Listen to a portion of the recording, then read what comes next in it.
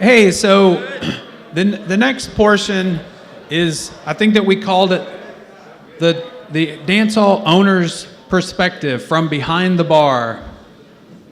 So we're very lucky today.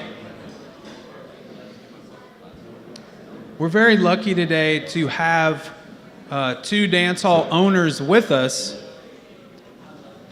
and we're also lucky that one is has been in the dance hall business for several years, and the other has been in the dance hall business for many years. That's Lawrence Patam from La Poussière in Breaux Bridge, and Mark Falgu from here in Lafayette from the Blue Moon Saloon. First off, who's been to La Poussière? Let's see some hands. Who's been to the Blue Moon? All right, you're a very well-traveled crowd. I applaud you. So this is Lawrence and this is Mark. So we just wanted to, it seems silly to have a discussion of this subject without actually getting a little bit of the story from you yourselves. So first, I'd like to hear the story, how you got into the dance hall business, and I'll start with Mark. Wow. So, can you hear me without the microphone? No? Okay. All right. So, I'm better just without the mic, so kind of bear with me. I'll get started, but once I get started, it's hard to stop me, okay? So, I guess the story goes back to when the last of my four grandparents died. So it's kind of like going back. All four of my grandparents spoke French as their first language. I thought it was important for me to be able to continue to pass that on to my children, if and when I ever had children. I was single at the time. So what I did was I never took any French in high school. I was around French all the time, never took any type of class. I was at Lollapalooza in New Orleans 20-something years ago, and I was speaking to these two guys who came down to get their master's degree from France. And when they got here, they didn't speak hardly any English.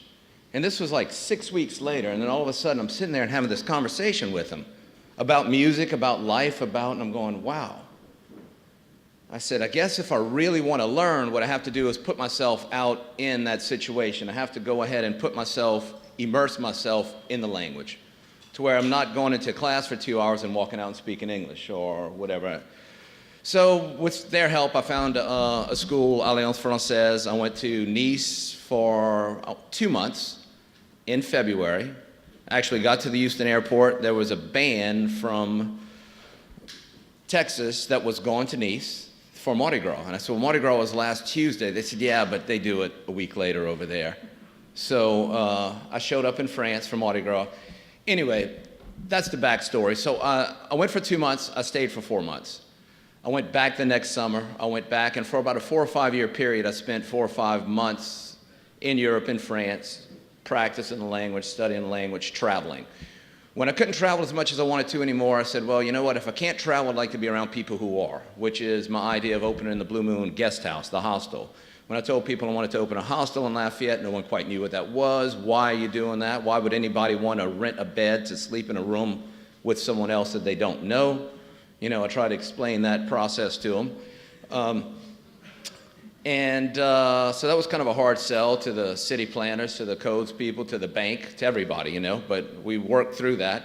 And then once we got that open, then, you know, one of the first guests we had here was a retired geologist from Australia. He was the first guest author, and he showed up with an accordion, and he was here for the music.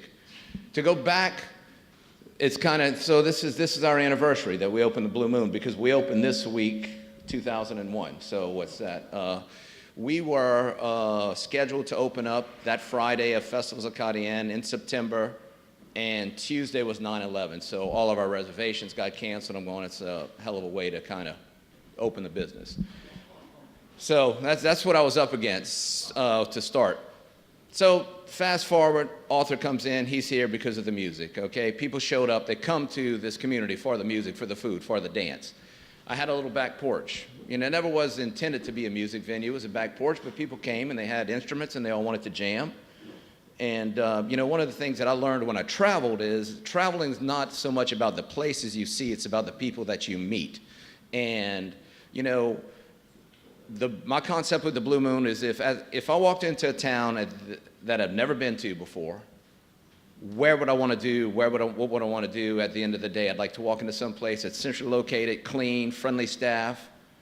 I can get a good night's sleep, but I can also meet fellow travelers, but locals at the same time. So I can compare my travel stories, but I can also get a feel of the place. And what better goes with the conversation and meeting than music and something to drink. So that was 6 months later, we opened the bar in the back. It started a little porch. We started doing some solo shows and some duos and some jams. And so that's kind of how the Blue Moon kind of came about. It was an idea that I thought of what would I want to experience. And fortunately for us, 16 years later, we had enough like-minded people to keep us going. So. Very good. Lawrence, how did you get into the business? Well, a little different from Mark. I think it was handed in my lap. You know, my dad started and my mom started this business in 1955, you know, at a location right across the street from where we currently located. And I kind of grew up in there, you know, I mean, started working in there at the age of 14 or 15 years old. Started managing the dance hall part of the business when I graduated from high school in 1968. So I've been involved in this all this time. We've been in business for 61 years. We're completing our 61st year this year. And it just so happened, you know, I mean, it's something that was dear to me. You know, my first language was Cajun French. Didn't speak English till I went to school. Kind of a little ridicule when you were at school talking to your friends and your cousins and what have you in Cajun French. So that part of the culture got eroded, you know, when you could no longer speak the Cajun French. And but the music was there. We had Walter Mouton playing there for 44 years. His heart was set on the traditional dance hall part of the aspect. He didn't want to travel. He had a lot of respect for the culture and kept it going for 44 years. You wouldn't dare change anything on a Saturday night. People were very conservative, you know, and they, you know, don't change anything. You didn't have to advertise because they knew they were coming there the Saturday night and we're going to have a good time, you know, and what have you.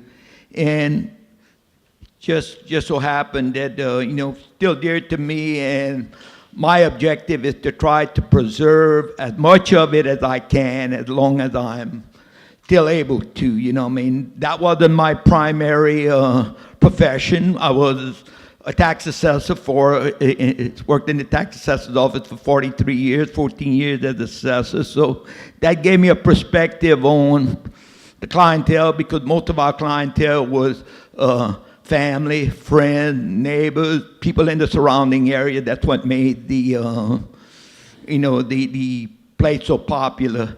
And John covered a lot of the aspects of the Cajun culture. You know, I've heard a lot of stories about the bullpen, the ladies, you know, that was at the Wild Cherry Club. You know, there's a lot of stories I've heard through the years, you know, the wedding dances where we had to pay the party to come. I was a part of that, you know, we've done that. And a lot of things through the years. So, I mean, that's where we're at today. And our primary goal is to try to at least preserve as much of it as we can for the next generation, and hoping they grab it and, you know, kind of, they're going to take it where they want it to go. So we hope that we do our part. So you mentioned, both you guys alluded to, and you mentioned having another job that actually is the thing that allowed you to do that. But I think that most people, you know, when you think about a dance hall, what you think about is the neon sign being on, and the beer, and the music and the dancing. But I always find it very interesting to hear actually about the things that happen that make all that happen. Like the behind the scenes, like what's a typical day that you have to get ready for the club to open? Well, there's a lot of things you got to do that people don't realize. Even though you're not open or you open a couple of days a week, is to get all of the merchandise that you need to sell to make keep the place in tidy condition. It should be for the general public, and there's a lot of things that you have to do. If you've got maintenance, there's so many things you got to do. That people don't realize that it's just for a two-day event. Takes you all week to get ready for that. That's one of the things that it's a constant thing all the time. Yeah, there is a lot of behind the scenes. I had a meeting with my employees this week, and I meet with them, everybody together 3-4 times a year before festival, before Mardi Gras, before festival, and we're in the hospitality business, and the line that I use with my employees every time is, look, we're going to work really, really hard to make this look really, really easy. People don't want to know what goes on behind the deal. They don't want to be there the next morning when I'm trying to get that toilet unplugged and I'm picking up all the cigarette butts and broken beer bottles and so forth. So facility maintenance, we've been open for 15 years, and every night that we've been open in the past 15 years, we've had live music, and that's 4 to 5 nights a week. So that's a lot of music. So with that being said, there's a lot of maintenance that goes on just on your PA, your sound equipment there, your stage, your speakers. And then the other thing is, too, it's a constant changing environment. So, I'm not a traditional Cajun dance hall or a Zydeco club or a blues club or a DJ or a hip-hop. I'm a music club.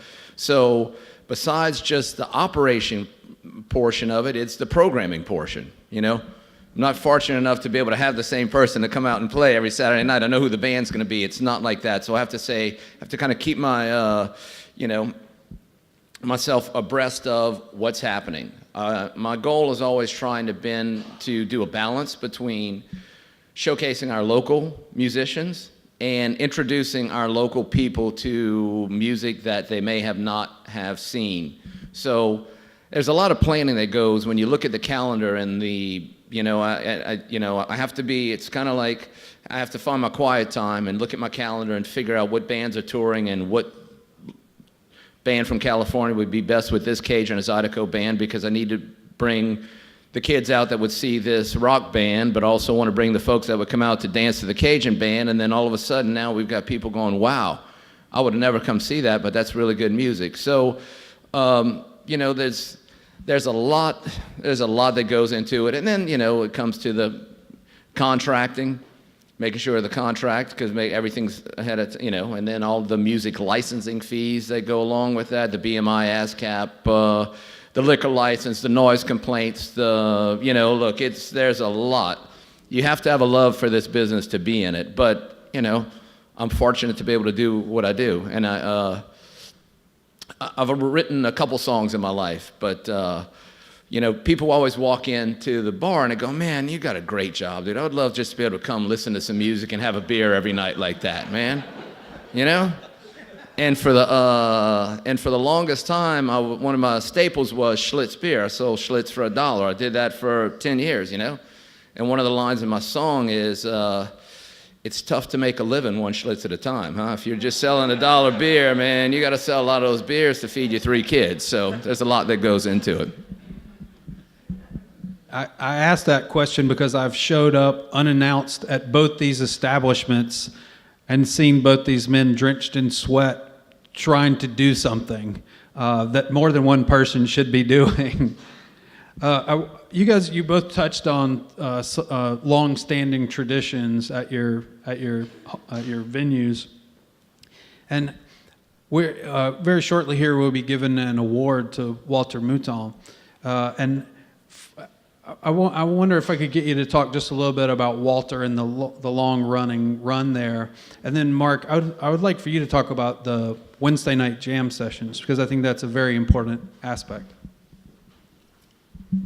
Well, Walter started at a very young age, you know. I mean, he was a down-to-earth guy, you know. He had a day job, so music wasn't his professional attribute, but he loved the music so much, you know, and loved the people, and, you know, that relationship with us started in the 1960s, late 60s, and, you know, every other Saturday for about 15 years, then every Saturday thereafter for, you know, a total of 44 years. I mean, he was dedicated to his stuff. He wouldn't travel. He wouldn't travel because he didn't want to leave that job. You know, he was concerned about his people. If he had left one or two times, that the people would get upset. You know, they didn't like the idea until he started traveling later in life. But in the early part, no. And every Saturday night, he was the guy. He was called the power of the Cajun music, you know, I mean, dance hall music. And he was, you know, when the dance hall era during the 1970s, early 80s was the height of the dance hall era, when you had Walter Mouton, Scott Playboy, Aldous Roger and Lafayette Playboy, Belton Richard, you know, and you had dance halls within gobs of them within a 10-mile radius, and everybody was jam-packed every night, you know. So, I mean, and musicians, when they were off, they were coming down to La Poussière to listen to Walter Mouton, to kind of emulate what he was doing. So, no, he was a big part of our success story also. So I give kudos to him, and he deserved that award. The Wednesday night jam at the Moon, is that where I'm going? Well, part of the thing is, when I opened the Moon, it was always meant to be, it wasn't about being a bar. I didn't want to be a bar.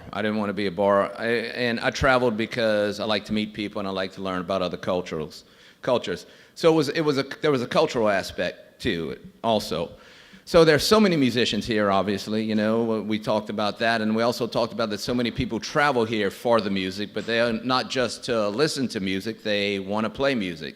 So they bring their instruments. So there was a jam going around town. It moved to several different places, and then probably 12 years ago, Wednesday nights, it started at the Moon. And it's a really special place because, you know, we have a group of regulars, and then, like anything else, your regulars kind of tend to change over time. You know, I mean, that's the one thing about the bar business. You got to keep your regulars fresh, because, you know, that's people socialize, they meet, they get married, they don't come anymore. You know what I mean? So you got to.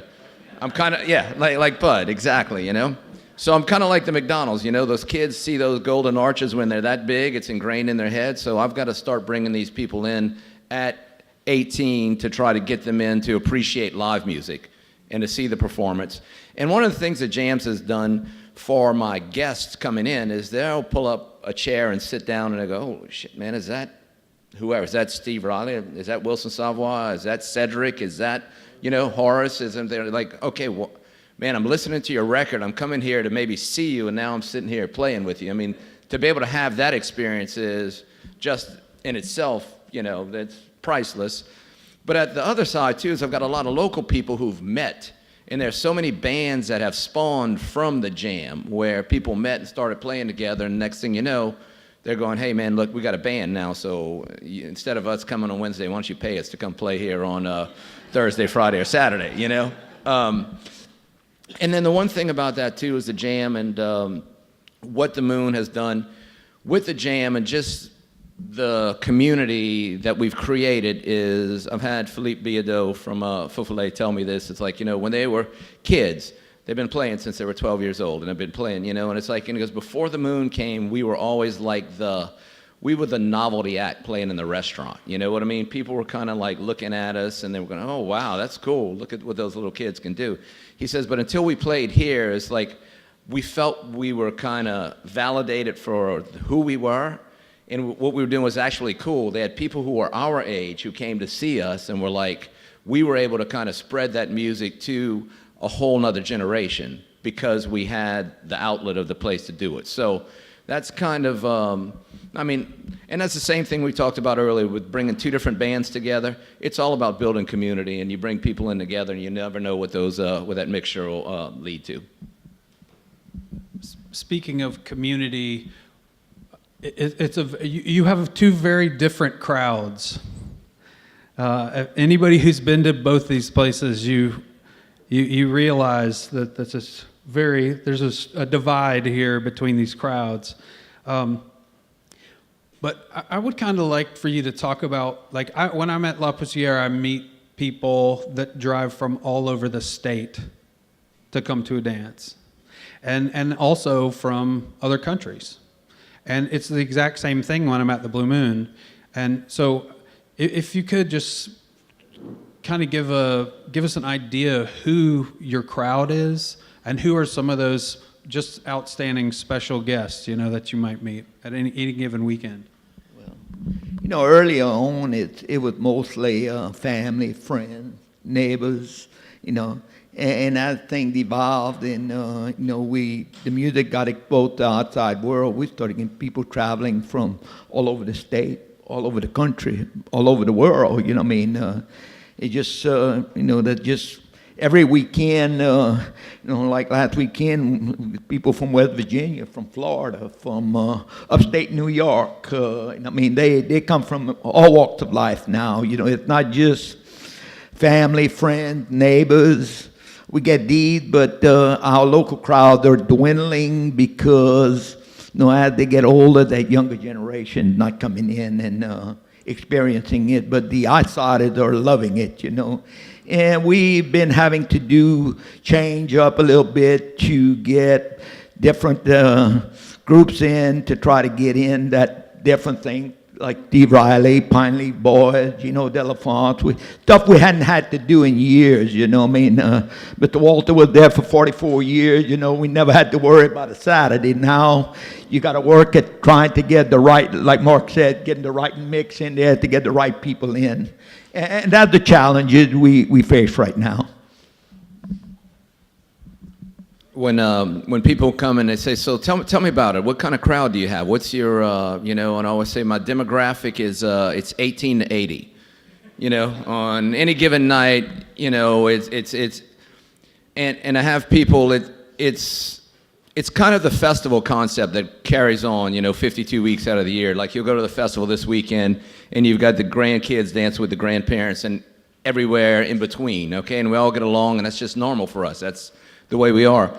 That's carried over in the Moon. That's kind of, granted, there'll be certain nights where certain bands will bring in a specific crowd, but it's not unusual for, like people come in from wherever, California, you name it, whatever, and they're sitting there, cute little girl with her boyfriend, and this old man walks up to her and he's like, my God, man, look at that would never happen where I'm from, that's just, number one, an old man wouldn't ask my girlfriend to dance. Number two, she wouldn't. But over here, it's just something about it. When you look at the energy that's being put out by the crowd, Pud said this to me years ago at a festival time, when it's packed in there and looking around, he says, man, this would never fly in Alabama. There'd be fights, there'd be people, there'd be a mess over here. And it's just something about the energy. And you walk in, and that's kind of what we try to do is create that atmosphere to where people walk in, they feel comfortable.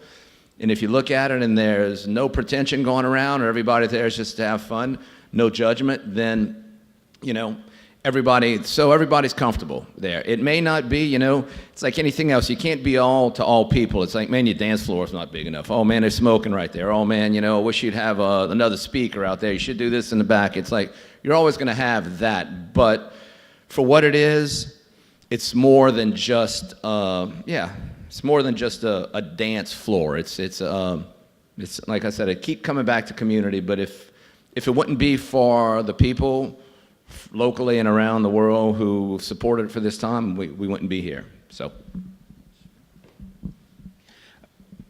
for the last question, I kind of wanted to ask, what do you see the future? What do you see? What I always tell people that, when you go to these places, dancers are great. But if dancers drink water all night, that doesn't really help with the light bill, So if you don't mind, just kind of address concerns and the future. Well, from a financial aspect, when you got a crowd that's drinking water, versus alcohol. Yes, it had the bearing on the bottom line, to keep the place going, and that's the trend today. I think a lot of this comes from social pressures for laws that, drinking and driving. And people are more conscientious now. You have to charge general admission, and these admission charges are starting to go up, so you can pay these bands.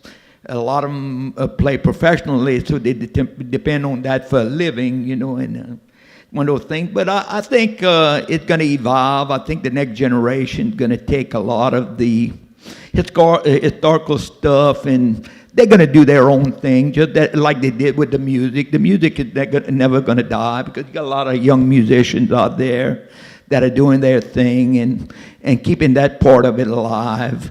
And I think eventually maybe the dance halls might the numbers are going to dwindle quite a bit, But I think it's going to come back in some form or other, like in the art community. You're going to have these kind of things that are going to come back. That's my feeling.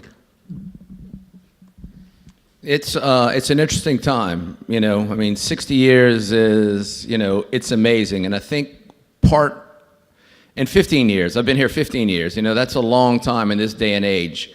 To be a couple of establishments that are under the same management, the same families that have run that, consistency.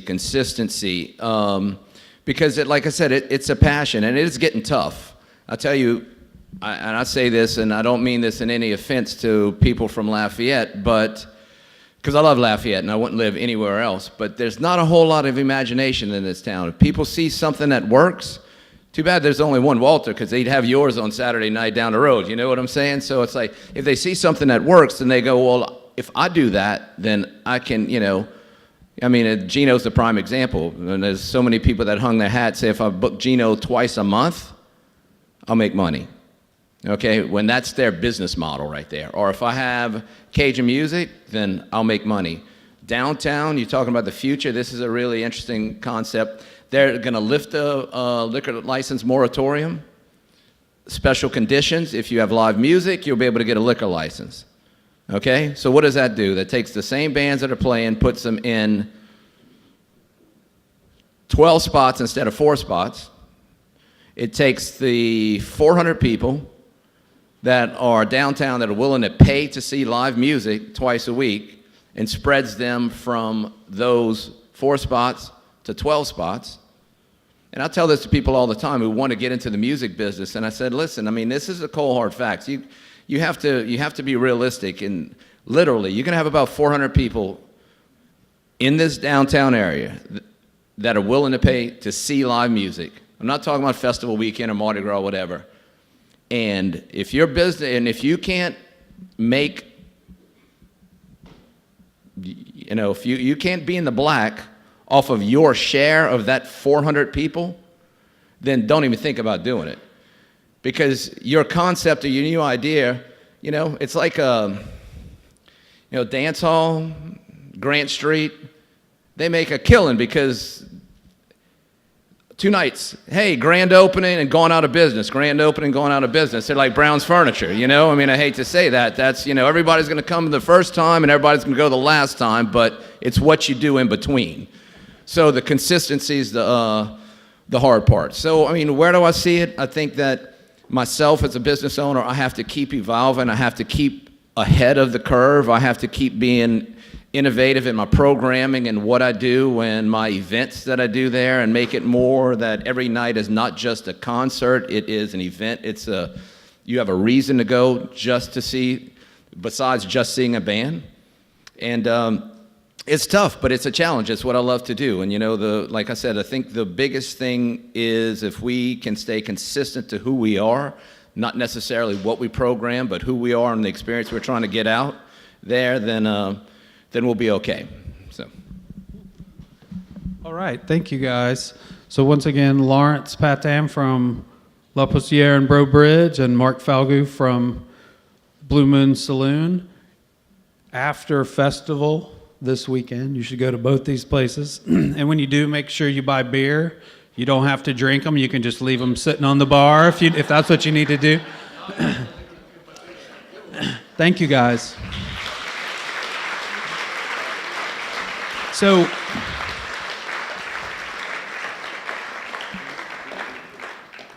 next, we have By the way, if you leave those beers on the table, somebody's going to come and recap them and make them. Thank you. I was listening. Yeah, exactly. I appreciate that. Well, I thought you were going to say I will come along and drink them. But that's true, too. So right now, we have a really short presentation, and it's honoring Walter Mouton, who we've been discussing a good bit today. And I want to give a second to, I have to run get the plaque, but I want to give a second to Barry to talk about the CD, which has come out this year. Okay. You heard a lot of talk about Walter Mouton today because we were talking about dance halls, and you know, he's been described as a musician's musician. He's been described as the king of the current king of the dance halls. There have been others, and Walter would insist that I mention also, you know, people like Lawrence Walker, and earlier Ira Lejeune, and later Aldous Roger and the Lafayette Club. There have been these guys who just, you know, just made the dance hall was home field. It's what they did, and but in our day and age, for the last 40 years, it's been Walter Mouton, and he's been described as I said, you know, king of the dance halls. I don't know that I would. Maybe king of the dance halls is okay. Workhorse is another way to put it. He was out there every Saturday night doing it since he was this big in short pants. And all of that time playing live music faithfully for people who depended on what he did to define their week and you know, make available what they did socially. All of that time, he recorded 145. You remember those old 45s? A song on each side? One. Scott Playboy Special and the Lonely Girls Waltz. And he told lots of people, that he really just did not like the recording studio experience for several reasons. One of them was it felt kind of constrained, but also he told me recently, I didn't care for my music too much. You know, it sounded artificial. I like the way I sound live. And I said, well, we've got years of you live at festivals Acadien. And so we put out this, there they are. We compiled this CD of 17 songs recorded live at Festivals Acadien Creole from 1992 to 2014 through the years, and you can hear the evolution of the bands, you can hear all the different people that he played with through the years, and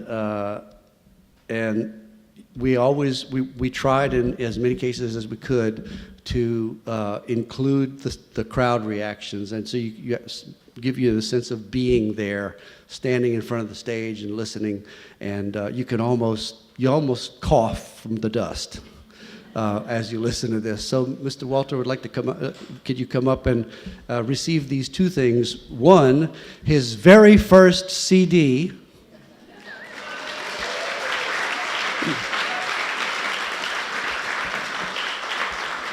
And many would say it's high time. And I have to, can I just take a second? I have, oops. There's a little booklet in here, and I did an interview with Walter. And at one point he said, people have been on me for quite a few years for me to leave them something to listen to. So I guess this is going to be something. Yeah, it's going to be something. And we're very, very, Festivals Acadien Creole and the Center for Louisiana Studies, Cajun Creole Folklore Archive, were extremely proud and honored that you agreed to work with us on this project. Thank you so much. Thank you for letting us do this. And so I have the first copy hot off the press for you. This is the first time you've seen it. Yep. This is the first time I see it. It just arrived. It just arrived about an hour and a half ago, delivered to the front of the Vermilionville steps. So this additionally is an award from the Lieutenant Governor's Office, supported in part by a grant from Louisiana Division of the Arts, the Office of Cultural Development, Department of Cultural Recreation and Tourism, in cooperation with Louisiana State Arts Council and the National Endowment for the Arts, Artworks. And all that is great, but Festival and Center for Louisiana Studies bought the frame.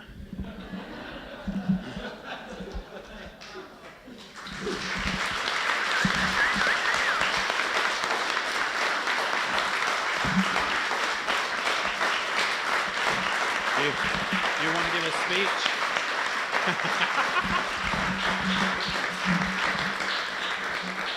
Well, I guess this means I'm a little important.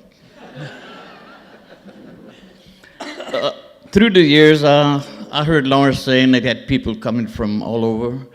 I traveled quite a bit, festivals and places like that, and everywhere I went, I made sure to leave them a message that if they ever came through Louisiana on I-10 to stop in Bro Bridge and visit La Poussière.